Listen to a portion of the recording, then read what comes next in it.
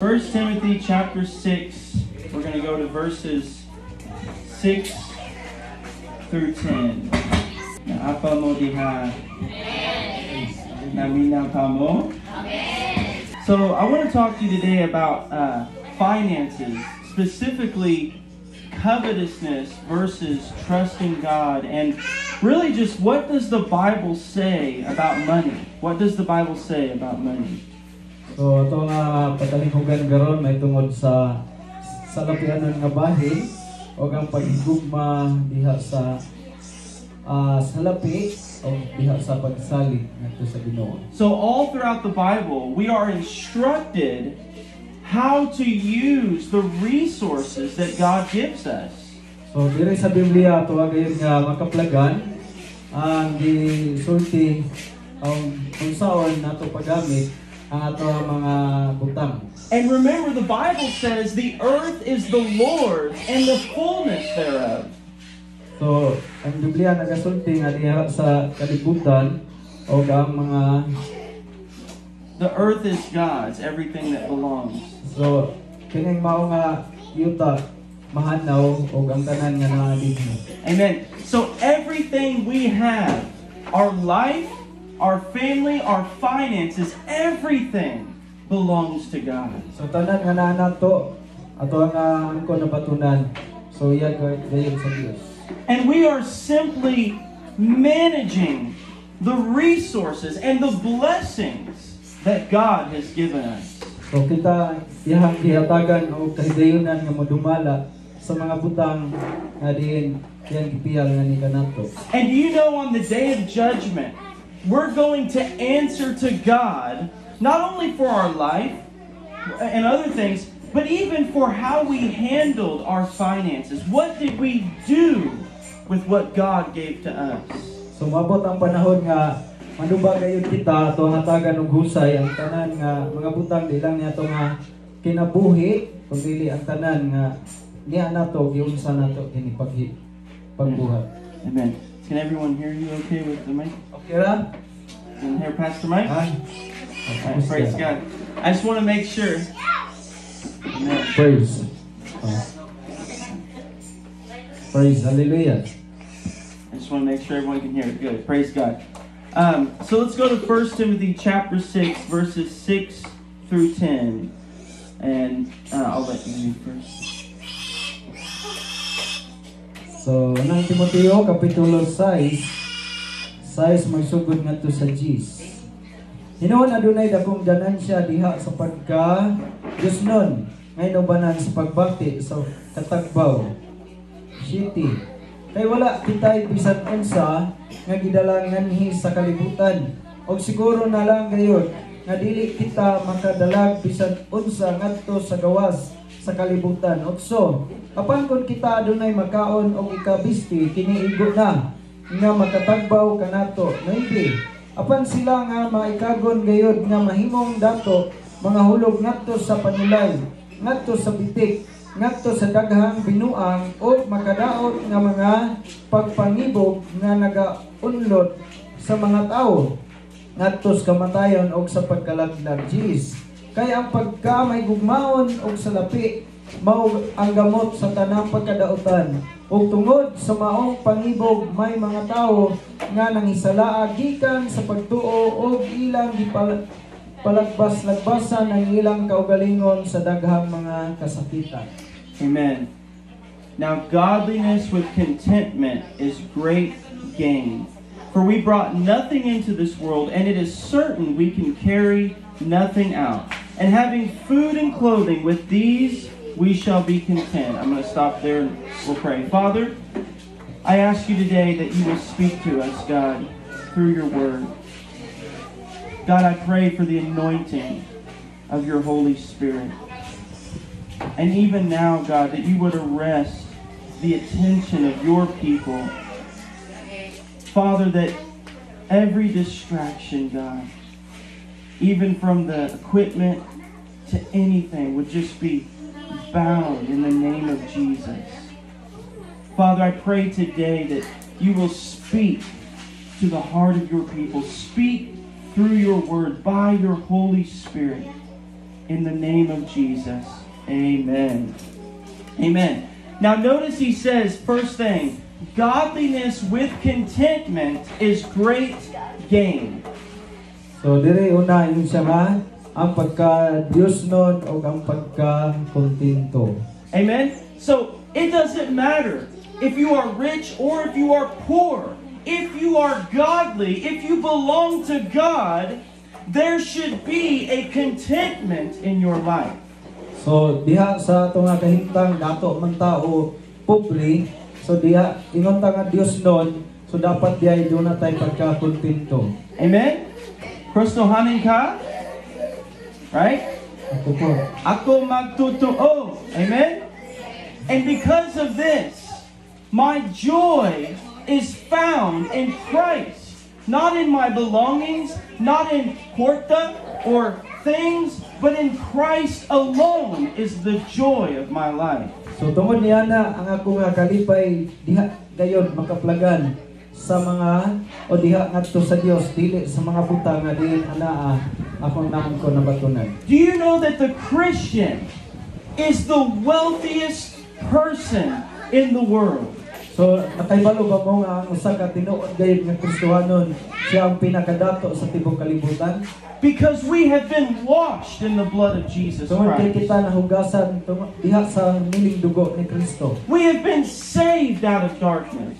Kay kita mga naluwas gikan sa kangitngit. And so we have the true riches of the kingdom of God. So diha nimo makita nga naa kitay tinuod gayud nga pagkadato diha sa kingharian sa Dios. We have every spiritual blessing in Christ. Kaya naa kitay espirituhanon nga mga panalangin naa diha ni Kristo. The rich man died and went to hell, but Lazarus, who was poor in this world, went to paradise because he was rich in God.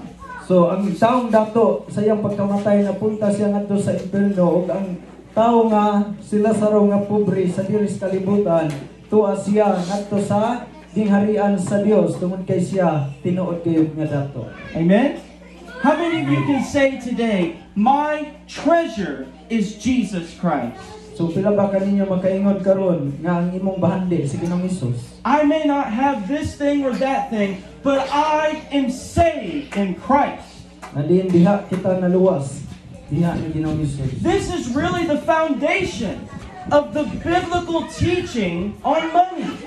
So kini siya ang tinuod nga diin pundasyon kay nakabase gayud sa kining Biblia ang pagtudlo may tungod sa kwarta. The Bible does not say that money is the root of all evil. It says the love of money is the root of all kinds of evil. So ang Biblia wala kayo nagtumbok sa kwarta nagtumong nga ang kwarta dautan kundi ang paghigugma diay sa salapi o sa bahandi maoy gamot sa tanang pagkadautan. So it's the covetousness, it's the lusting, the love for money that is the root of all kinds of evil. So ang paghigugma diay sa kwarta o sa salapi mao diay sa gamot sa tanan nga pagkadautan. That's why he says, godliness with contentment is great gain. So diha diay sa pagka-Dios non o sa pagka-kontento adunay dakong ginansya. He said, we didn't bring anything into this world, and we will take nothing out of this world. So wala kitay dala sa atong pagkaimugso pagtungha sa ining kalibutan na wala pud kitay madala inig gawas nato diri sa kalibutan. A child is born naked and with nothing into the world. So ang usa ka bata nga nahimugso wala gayud siya ahubo siya ug wala gayud siya dala. And when we leave this world, all of our possessions, all of our belongings are staying here. So mabiya kita nining kalibutan nga ang tanan natong mga butang na angkon magpabilin dinhi. Di man ipadala sa menteryo. Amen? So, he said, and then look what he said. Verse 8, and having food and clothing, with these we shall be content. So sa bersikulo 8 ningon siya nga din anaalang kitay makaon og ikabisti unya mao kini siya ang makapatagbaw kanato. Now, how many of you today have food and clothing? So pila ba kaninyo nga nakaroon din nga doon na mo'y makaon unya napoy bisti. God says, with this you should be content. So ingon ang Dios nagaingon ini nga dapat kita makontento. Amen. So we believe God for blessing. We believe God to multiply, but right where we are, we have contentment because we already belong to God. So ang Dios nagapanalangin nato nini mao mga butanga. So kinahanglan nga di kita di makontento kay kita iya yun kita sa Dios. Amen. I want you to search your heart today and really ask yourself, am I content in the Lord? So gusto na ko nga din mosusi mo sa inyo nga kasing-kasing karon unya mo ingon ta sa atong kaugalingon nga nakontento na ba ko diha sa Ginoo. See, people get this idea that only really rich people, millionaires and people can be greedy, but it doesn't matter how much money you have. You can have greed and lust in your heart, no matter what your bank account is. So bisan pa diay ang mga dato diha sila nga kaugalingon. So naa gihapon makaplagan nimo ang kadalo o kakog sulod sila nga kasing-kasing. Bisan ana pa sila daghang butang. So we should have a contentment. And then look what he says in verse 9. But those who desire to be rich fall into temptation and a snare, and into many foolish and harmful lusts, which drown men in destruction and perdition. Sa versikulo 9, apan sila nga may kagon gayon nga mahimong dato, mga hulog ngadto sa panulay, ngadto sa bitik, ngadto sa daghang binuang ug makadaot nga mga pagpangibog nga nagaunlod sa mga tawo ngadto sa mamatayon ug sa pagkalaglag. Look what he said. Those who desire to be rich. So nagaingon diri nga kanila nga diin nagatinguha gayon nga diin madato. He's not saying that if they are rich, that they're in sin. He's talking about those whose focus is on riches. So wala diri magasulti nga din sila nga anaas kadato sala kundi alang kanila di ay nga diin nakatumong na lang ang tanan sa ilahang sa salapi na lang tanan sa kwarta ang ilahang nga panahon og hunahuna. And he said they fall into this destruction and they drown in perdition. Ang ingon diri nga din sila mga hulog gayon ngadto sa kalagdagan o ngadto sa kamatayon. Now, I've seen this a lot in America. So ako ni nakit-an kadaghanan kayo dito sa amuha sa gawa sa nasod sa I've Amerika. seen a businessman who had a great family, who had really the true blessing of God. So nakita nako ang kadaghanan ng mga tao nga doon na gayud sila bahandi na gayud ang mga panalangin diya silang panimalay. But his lust for money and pleasure drove him to destruction and broke the bond of his family. So tungod sa iya nga din pangibog ug tungod sa nga iya nga gugma sa salapi mihatod hinuon nga napungkag iyang panimalay. And now he has money, but his wife, his children, his family is gone. So og nakita nako nga naa siya daghang kwarta pero ang iyang asawa ug iyang mga anak nawala diha kaniya. Because he desired riches and he did everything he could, even at the cost of his own family. So tungod kay nagtinguha siya nga din siya gayud madato og din siya ang tanan ana na lang niya na og bisan nagkahulugan pa nga ang iyang pamilya nawala. Remember when Jesus said, "How hard is it for those who trust in riches to enter the kingdom of heaven? For it is easier for the camel to go through the eye of the needle than for the rich man to enter the kingdom So of atong God." mahinungduman unsa gisulti na Ginoong Hesus sa nagingon siya nga pagkalisod gayon sa katawong dato mo kasulod sa gingharian sa langit masayon pa ang sa kakamilyo nga mosulod sa lungag sa dagom. Jesus said, "Those who trust in riches." So sa Ginoong Hesus nagasulti kanila nga diin nagasalig lang sa ilang bahandi. For many people, money becomes their God. So kay kadaghan kay mga tao nga diin ang kwarta mao ilang himo nga ilang Dios. They say, if I just have enough, then I am safe. Nga din, nakaingon sila nga maka-angkol sila, di pa ni siya kaning paigo, kaning mao nga butanga, nga din siya kaingon nga siya luwas. And they have a false security in money. O wala kayo kasiguruhan diha sa kwarta. See, God is the true supplier. Kaya ang Dios, siya gayon ang tinuod nga din magtatagbo sa atong And panginahanglan. even the children of Israel had bread from heaven in their time of need. Isan pa ang mga katawhan sa Israel dito sa kamingawan sa panahon silang panginahanglan, nakaangkon sila og pan o tinapay. God made water come from a dry rock when they were in the desert. O ang Dios siya nagapaagas og tubig niadto nga kining bato dito sa deserto. And that's why the Bible says to trust in the living God. Mao kana ang Biblia nagasulti nga diin kinahanglan mosalig ta ngadto sa buhi nga Dios. Because God is my provider. Kaya ang Dios siya mo'y magtatagbo. He is my Father. Siya ang atong amahan. And Jesus taught us to pray, give us this day our daily bread. Mao nga sa Ginoong Hesus siya nagahimo og kining pag-ampo nga diin iya nga gipasunod sa mga tinun-an nga nining adlaw mag-ihatag ang among kalanon. That's why Jesus said, don't worry about tomorrow. Mao kana nga sa Ginoong Hesus minsa ayaw kamo kabala ka tungod sa para sa ugma. He said, why do you worry what you will eat, what you will put on? So yun siya nganong magkabala ka man mao sa inyo hang kanon sa inyo hang ibiste. He said, for your heavenly Father knows that you need all of these things. Pag miingon sa Ginoong Hesus kaya ang inyong langitong amahan nakahibalo na sa tanan ninyong mga But gikinahanglan. seek ye first the kingdom of God and His righteousness, and all these things will be Pag added. miingon siya unahan yung pagpanita ang gingharian sa langit o ang tanang mga butang idugang mo. Amen.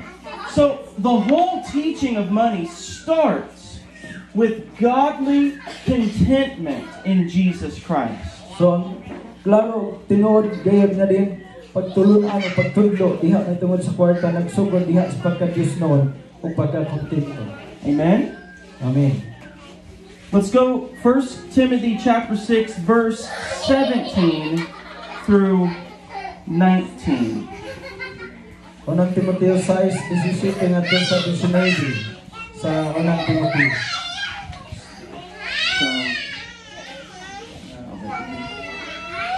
So, versikulo 17. O may tungod sa mga dato niining kalibutan, subuan sila sa dili pagpangtaas sa ilang kaugalingon, ni sa pagbutang sa ilang paglaom diha sa walay kasiguruan nga mga bahandi, kundi inoon diha sa Dios nga nagahatag kanato sa madagayaon gayon sa tanang butang aron atong pagkalipayan. 18. Kinahanglan man nagbuhat sila maayo sa pagkadato sa mga maayong binuhatan, sa pagkamahinatagon o pagkamaambiton. 19. Sa ingon niini, ginabutang nila alang sa ilang kaugalingon ang maayong patukuranan, alang sa maabot aron ilang makuptan, kanang kinabuhi nga mao ang tinuod gayon nga kinabuhi.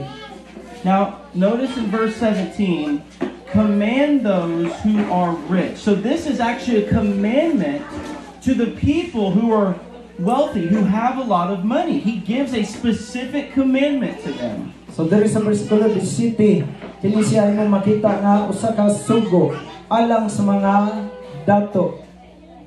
And he says, tell them, don't be prideful and don't trust in uncertain riches, but in the living God who gives us richly all things to O mayroon enjoy. diri ayaw pasidanan sila nga dili magmapahitason silang kaugalingon ug magabutang silang paglaom ni ana nga bahandi nga walay kasiguruhan.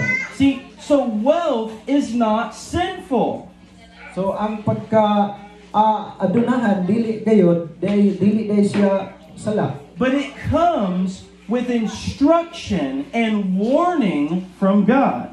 Apan anaa kinahanglan nga din makabatunta sa kining pahimangno og mga pasidaan sa Ginoo. That if God has blessed you with wealth, you are not to become prideful and you are not to trust in that money. Nga din sa diha nga ang Dios magapanalangin kanimo nga nang mao nga bahandi, nga dili ta magmapahitas-on o dili nato ibutang atong paglaom nga nang mao nga bahandi. Now, I want you to consider that in the Bible, we see all kinds of people.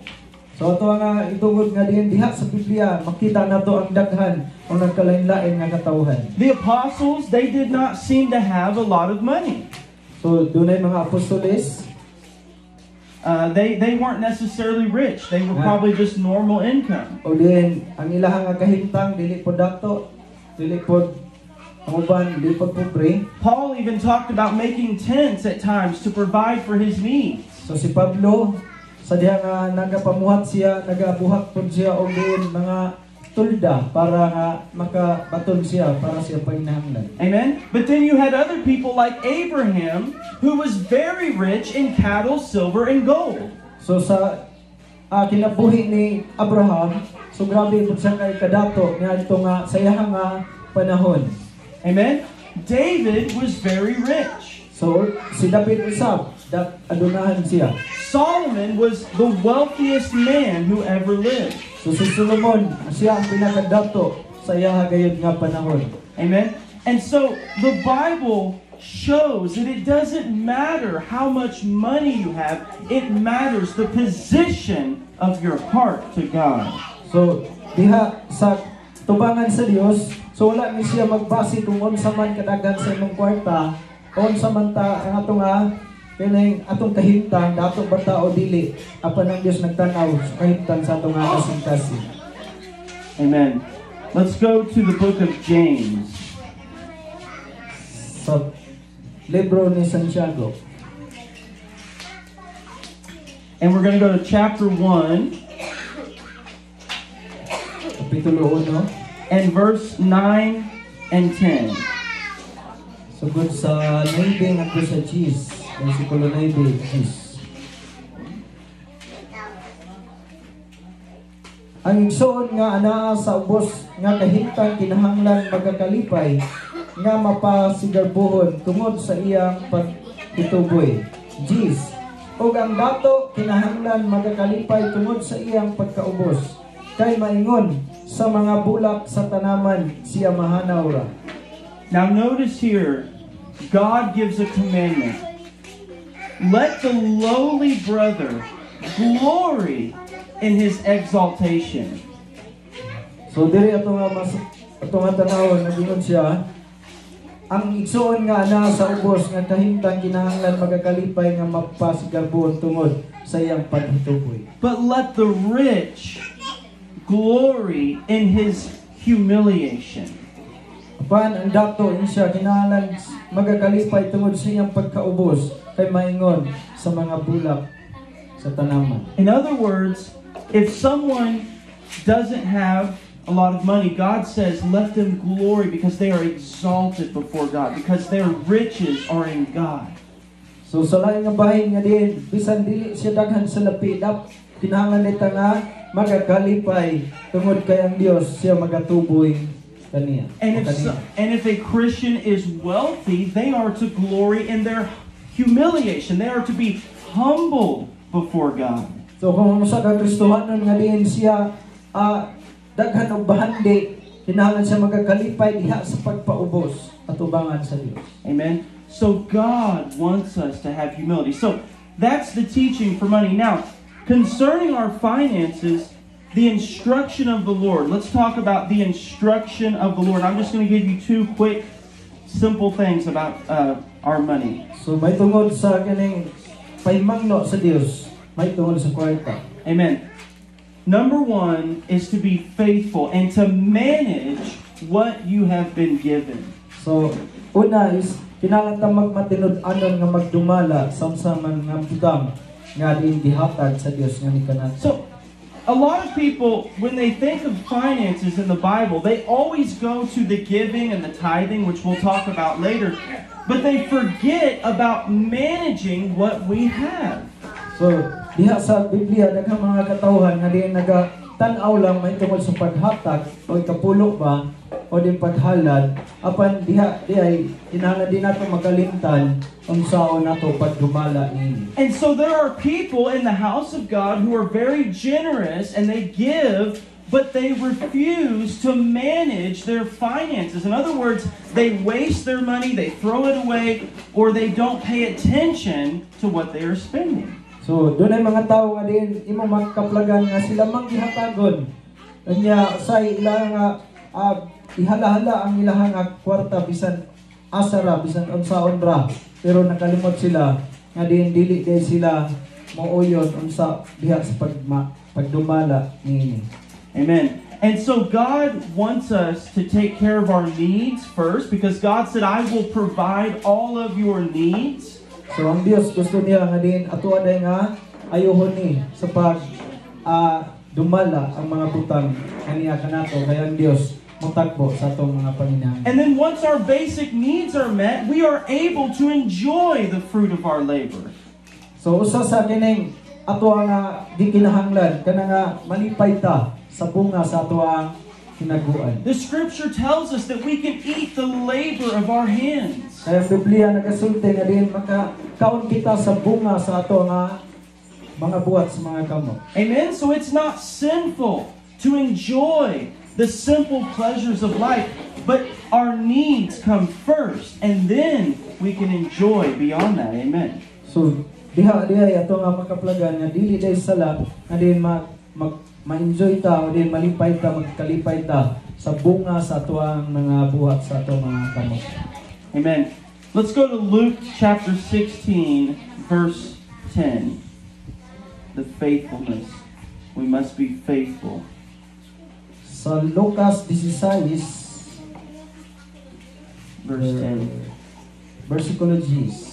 And all the way to verse 10 through verse 13. Sugod sa 10 ngadto sa 13. Siya nga kasaligan sa gamay kaayong butang, kasaligan usab sa dagko. Og siya nga malimbungon sa gagmay kaayong butang, malimbungon usab sa dagko. 11. Kung kamo dili man kasaligan sa malimbungon nga bahandi, kinsa may mupiyal kaninyo sa matuod nga bahandi. 12. Ug kung kamo dili man kasaligan sa butang nga iya sa laing tao, kinsa may mohatag kaninyo sa butang nga inyong kaugalingon. 13. Walay binatunan nga arang makaalagad og duha ka agalon, kay mahitabo man nga dumtan niya ang usa o gigugmaon niya ang ikaduha, o dapigan niya ang usa o kamayon niya ang ikaduha. Dili kamo makaalagad sa Dios o sa mga bahandi. Amen. Look at verse 12 specifically. And if you have not been faithful in what is another man's, who will give to you what is your own? So diri sa bersikulo 12 nagingon, kung kamo dili, kung kita kasaligan sa mga butang nga iya sa laing tawo, so ingon siya diri, kinsa may mohatag kuno kanato sa bahandi nga atoa gayon. And the beginning of verse 10, he who is faithful in what is least is faithful also in much. Sa bersikulo 10 nagingon, siya nga kasaligan sa gamay, kasaligan usab siya sa dagko. Amen. So God is watching us. How are we faithful with what the Lord has given? So ang Dios siya nagatan-aw kanato kung unsa ta kamatinud-anon sa iyahang gipiyal o gihatag nga ni kanato. If God cannot trust us with what we already have, how can we expect to be given more? So kung ang Dios dili makasalig sa mga butang nga diin iyahang gihatag nga ni kanato, so unsaon nato nga diin mahatagang tao pagkapaabot ta nga diin dugangan ta og dagko pa daghan. Amen. Can God trust you today? Ang Dios makasalig ba kanimo karon? Do you understand that everything you have, you're simply managing it for the glory of God? So ato nga masabtan nga din ang mga butang nga naa kanato, kung giugsa kanato kini sa pagdumala para sa kinmayaan sa Ginoo. Amen. So we understand we need to be mindful of where is our money going and what am I spending my money on. Remember Jesus said, where your treasure is, there your heart will be also. So ato ang hinumduman ang gisulti ni Ginoong Hesus. Asa gani ang atong bahandi, ito po ang atong kasing-kasing. So dapat diay nga diin manghibaluta kung asa napunta o paingon ang atong mga salapi. Amen. So now let's talk about giving. So we know we are to manage, to be wise with what we have, but we are also to be generous and to be obedient to the Word of God concerning giving. So kay balutaw sa to pagdumala o diin kita mahimot nga manggihatagon o mahimot nga mapialan masaligan sa mga butang iyang gihatag kanato. Jesus said, "Hatag ug kamo pagahatagon." Oh, si Ginoong Hesus mingon, hatag o kamo paghahatagan. Amen. Give and it shall be given unto you. That's God's word. And the Bible says the generous soul, the one who waters will also be watered, and the generous soul will be made wealthy. So nagingon dito nga siya ang maghatagon nga kalag. So matambok. Amen. So Malachi chapter 3 verse 10. So Malakias kapitulo 3. Malachi chapter 3 versikulo 10 verse 10 and versikulo 11. The Word of God says, "Bring all the tithes into the storehouse, that there may be food in my house. And try me now in this, says the Lord of hosts, if I will not open for you the windows of heaven, and pour out for you such blessings that there will not be room enough to receive it. And I will rebuke the devourer for your sakes, so that he will not destroy the fruit of your ground. Nor shall the vine fail to bear fruit for you in the field, says the Lord of hosts." We'll go and read verse 12. "And all nations will call you blessed, for you will be a delightful land, says the Lord of hosts." Amen. So Judges nito sa 12. Versikulo 3.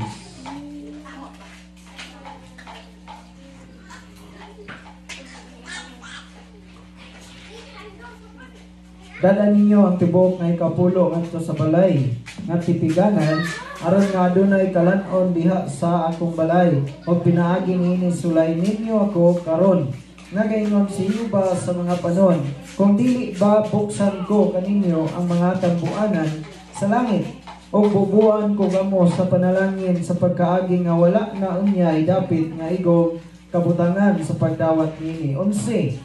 O badlongon ko ang lumalamoy tungod kaninyo og siya dili na magalaglag sa mga bunga sa inyong yuta nimo paatak sa inyong balagod sa para sa iyang bunga sa kaumahan sa dili pa panahon nga gaingon si Yuba sa mga panon 12.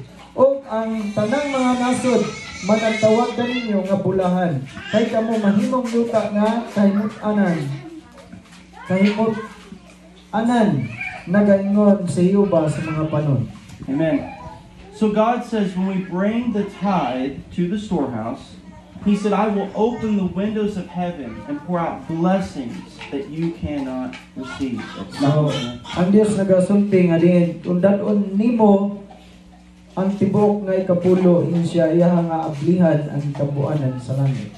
And remember, the scripture says God loves a cheerful giver. O atong hinumduman nga din ang Dios nagasulti sa kasulatan nga diin siya nagugma sa mga magihatagon. And so there is great wisdom in the tithe. So aduna kayo dako nga kaalam diha sa sa ikapulo. Because it's simply 1/10 of all of your increase. So simple lang tungod kay usa lang kining kabahin sa tanan nimo nga abot. Now consider the wisdom of God. So ato nga pinuhaon ang kaalam sa Dios. If you are someone who only has 100 pesos, or if you have 1,000,000 pesos, it's still only 1/10 that you give to God. So, bisan dunay usa kaninyo nga din, dunay usa ka milyon, so nagpabilin ra gyud nga usa ra gyud ka bahin ang imong gihatag ngadto sa Ginoo.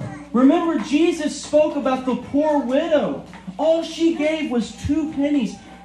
And Jesus said she gave more than all the Pharisees who gave out of their abundance. So ito nga hinumduman, ang halad sa usa ka byuda nga babae nga diin duha ka denaryo duha ka dako apan siya may giisip nga labing dako ang nahatag atubangan sa Dios See, kaysa mga Parisiyo. That's the wisdom of the tithe. You come to God and you say, Lord, I don't have much, but I will give you a tenth of all of my increase because you are God.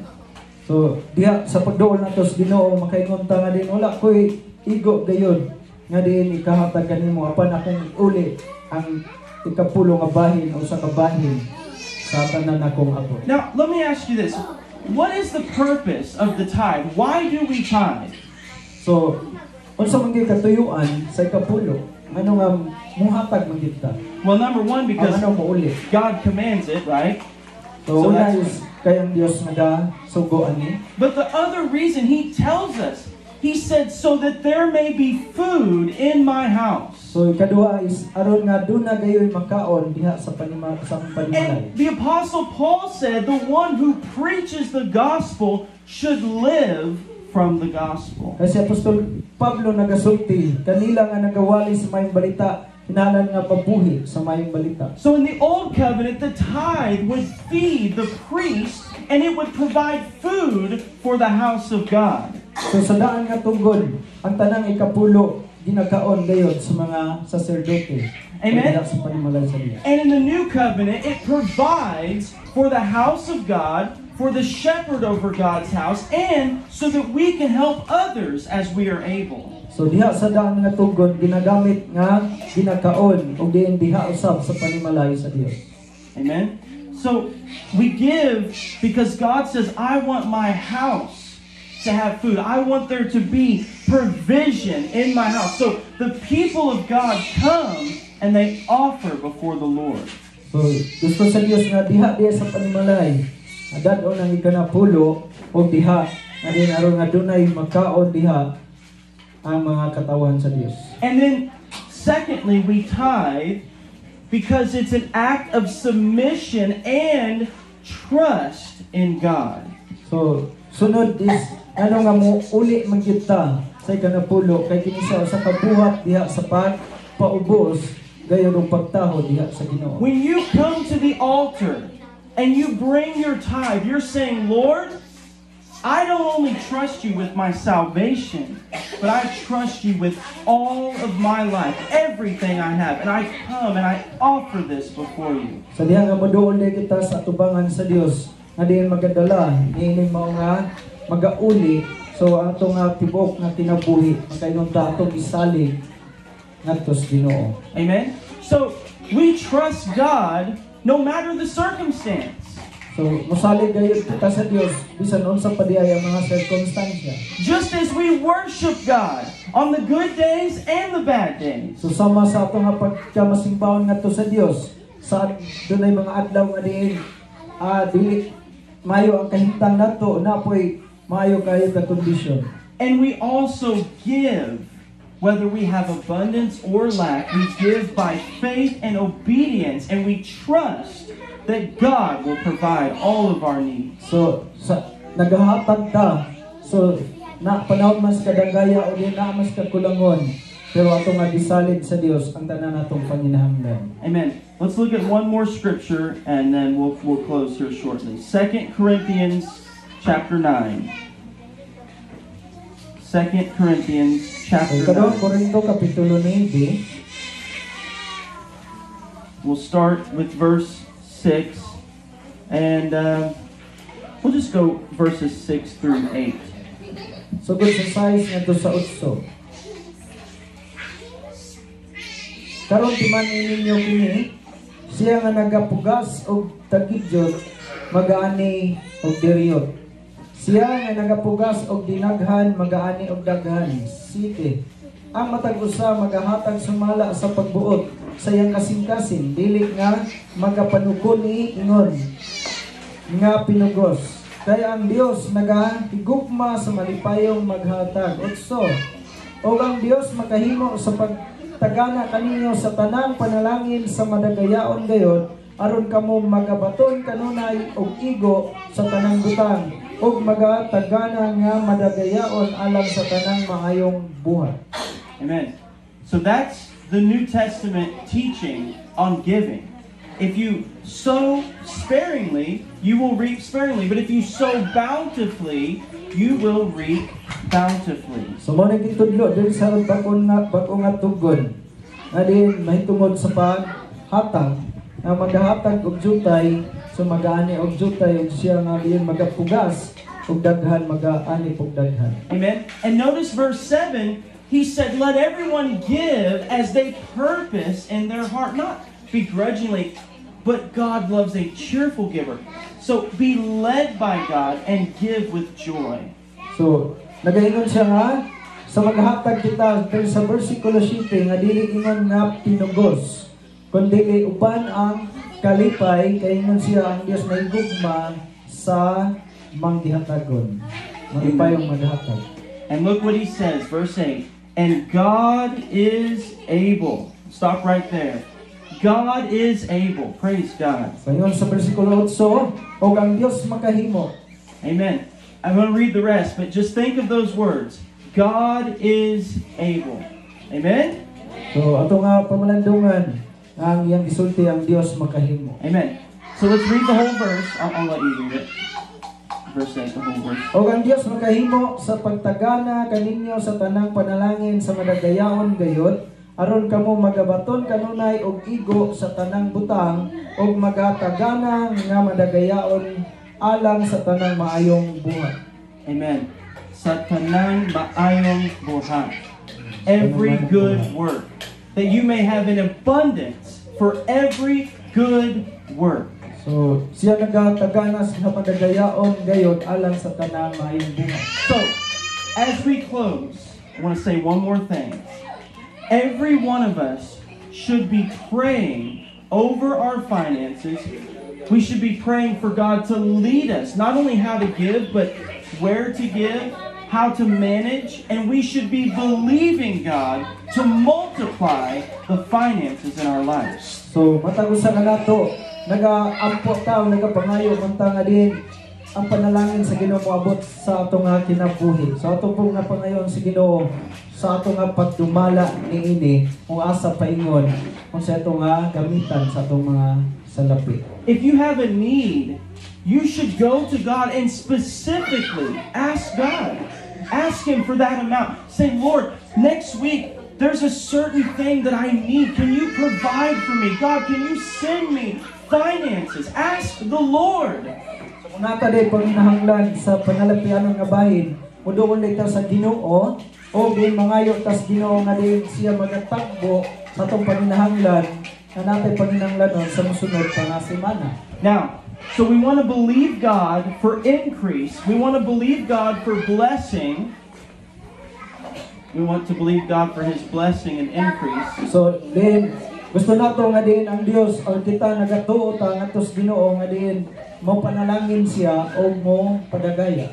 And we want to believe God, as the Bible says, that He will rebuke the devourer for our sakes. O sa iyo sa meaning kita nagatuo nga din ang Dios magpadlog sa mga manangan sa ato ang mga tanom. Now, think about the devourer, Satan. So ato nga una-una nga kining tawag diri nga manunukob mao din sa Satanas. God has promised that He can rebuke him for your sake. Ang Dios siya saad nga din iyahang badlongon ang mga mudaot sa ato ang mga pananom. Think about your motorcycle. So imo nga una-unaon ang imo nga motor. Amen. Think about your children as they are going about the protection of the Lord. So atong una-una ato ang mga anak nga din ang Dios uban ang iyang panalipod. What about your home if an earthquake comes? So unsa pugha kini atong balay kung maabot ang lino? What about hangin, strong winds? O din bagyo ba? Amen. There's many things that can come to destroy what we already have. So daghang mga butang nga din makahimo kadaot sa mga butang nga naa kanato. I remember my first car when I was 16 literally caught on fire while I was driving. I was not saved at the time, by the way. Nga din, ako na hinumduman sa 16 pa akong edad, ang una na akong sakinan, nga din, katog ikaw sa kalayo. Amen. So there's a lot of things that can naturally happen that cause destruction. But God I believe this according to Scripture. He can put a supernatural protection over your home, your car, your motorcycle, your family, whatever you have. As you are faithful, God can rebuke the devourer. So ang Dios makahimo gayud siya pinasahi nga diin pagpanalipod sa bisan unsang butang nga nasa atong kinabuhi, pero ingon siya nga kinahanglan daw magmatinud-an. Amen. And Deuteronomy 8 verse 18 says, "It is the Lord who gives you the power to get wealth." It is the Lord who gives you the power to get wealth. Sa Deuteronomy kapitulo 8, 17 ug 18, ang Dios may naghatag kanato og gahom nga kita mahimo mga dato. And the New Testament says, Amen. every good and perfect gift comes down from the Father. So ingon po diha sa Santiago, siya ang tanang mga hipit nga dasa o mga maayong hatag gikan sa atong Amahan. Amen. I know there's a lot of bad teaching out there on money. There's a lot of greedy preachers. But it does not take away from what the Scripture says. So, makaibalo ko nga daghang mga magwawali nga diin sila dinalo ang ilang paagis pagtudlo apan dili gayon masayop ang nas kasulatan. Amen. So we don't need to overreact to the false teaching. We simply need to search the Scripture and say, "Yes, Lord, I receive your instruction and your promise." So dili man siguro ta din sa akto makahimo ta og din pag-react sa mga mini nga din pagtudlo, pero kinahanglan kita mosusi unsay naas kasulatan. Amen. I personally, my spirit is stirred within me when I see these preachers who are teaching people to lust after money. So I understand that we need to be careful, but we stick with God's word. So kinahanglan diay nga di magmaampingon kita tungod kay duna diay mga magwawali nga di mga puno sa pangibog may tungod sa kwarta. Amen. So we trust in God, not in money. But as we trust God, we seek out the truth of His Word. And as we obey Him, we believe the blessing will increase in our life.